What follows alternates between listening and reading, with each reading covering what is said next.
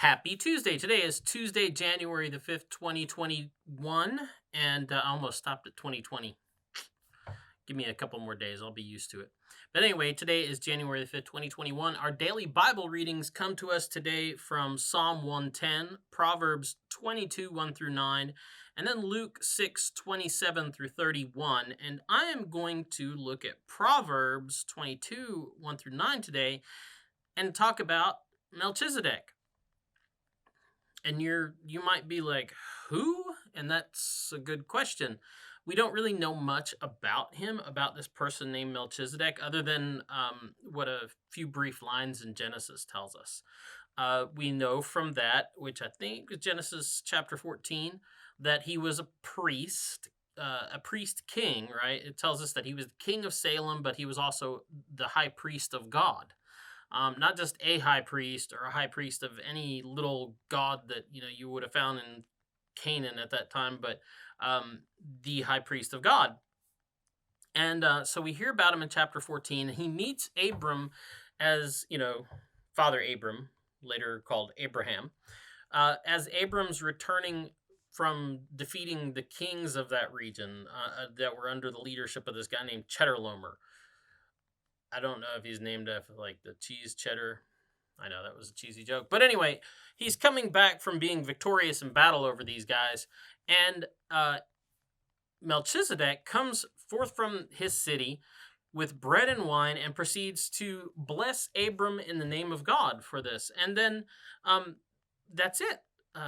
Abram goes on his way, and we don't hear anything more about Melchizedek. They don't go on any adventures together. They don't have a buddy film. There's no sequel. There's no prequel either. Like we don't know anything about him. He just shows up in chapter 14. So like he's just there. We don't know anything about him like coming or going. He just is. He just is there at Salem. And so because of that, in the biblical way of thinking about things and in the way the biblical writers thought about it, because of that, he's kind of eternal, right? We're not told he was born. We're not told he died. He just is, right? And so he becomes the symbol of eternal kingship and eternal priesthood. And so, you get Psalms and Hebrews. That's, I think I said Proverbs earlier today. I meant Psalms. Psalms and Hebrews, rather. Can't even talk today. Way to start off the new year.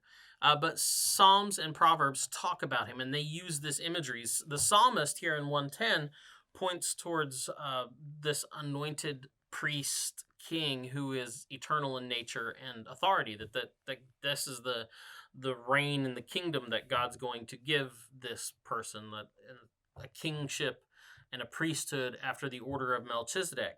And then Hebrews uses the same language. Hebrews points towards Melchizedek then to explain the eternal authority of Christ. And so that's later on you see, like I said, Hebrews talking about how the priesthood that has been given to Jesus Christ is much more important, much more eternal, much more authoritative than the Levitical priesthood that surrounded the temple at the time in Jerusalem. And so, Melchizedek, he's this character that only pops up in a few short lines in Genesis chapter 14, but he makes big waves throughout the theology and the story of the rest of the Bible.